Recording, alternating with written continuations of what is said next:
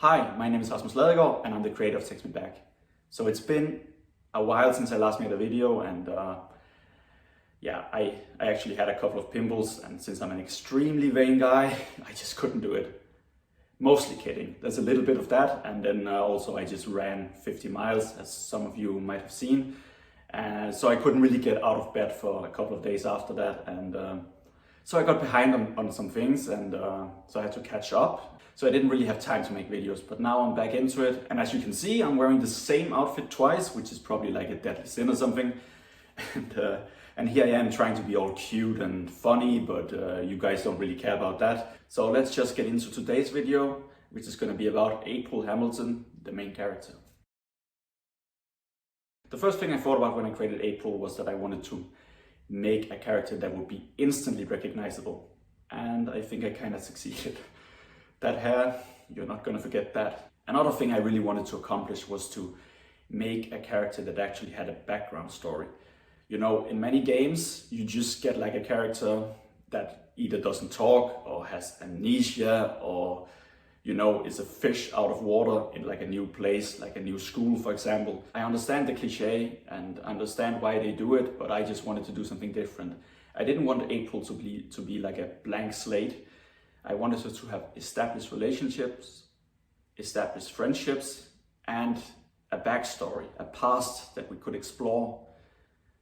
And that's what I've tried to do. And April's past is something that plays a big role in this game. So you'll just have to wait and see when it comes out what that's all about. We already have so many video games that cover those cliches. So I wanted to do something new. I wanted it to be someone who has friends and who has lived in Evergreen her entire life. So she knows the town knows her.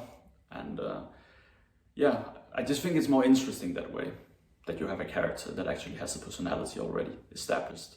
But that doesn't mean that you can't influence her. You can influence her relationships, her friendships, make enemies, make girlfriends, boyfriends, whatever.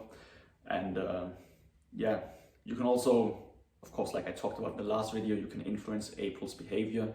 You can make her more aggressive, you can make her more kind. So she's not just someone who is set in stone. You can actually influence her and change her through the choices that you make in the game. And I already talked about April a little bit in the last video. I mentioned that she's 18, a high school senior, so we already covered that. Also, her mom died when she was 8 of cancer, so she has some trauma there. And so she only basically was raised by her dad. So that's kind of a big part of the story too, but I don't really want to go into that too much because that's spoiler territory, and you'll see when you play the game, you'll see. It's gonna be good. And a bit more about April. She loves to draw. Actually, she wants to become a professional artist and draw manga, but she's also dealing with a lot of self-doubt. She really doesn't believe in her own skills. She doesn't think she's talented. So she is not going to study art after high school. She's going to study finance, which she's just not interested in at all. But that's what self-doubt does to you. And that's something April has to work out throughout the game. I can already, kind of reveal that. She's a cat person. She has a cat named Simba. She loves driving for some reason. She really loves driving. She's a cheerleader. She's a soccer player. How she finds the time, I don't know, but she does. She keeps in shape with her kettlebell at home, and she loves playing board games with her dad. She loves hanging out with her friends at the Lobster, the smoothie bar where she works. Well, it's technically called the Smooth Lobster, but all the characters just call it the Lobster. And she's an anime lover, which you probably already guessed based on her hair.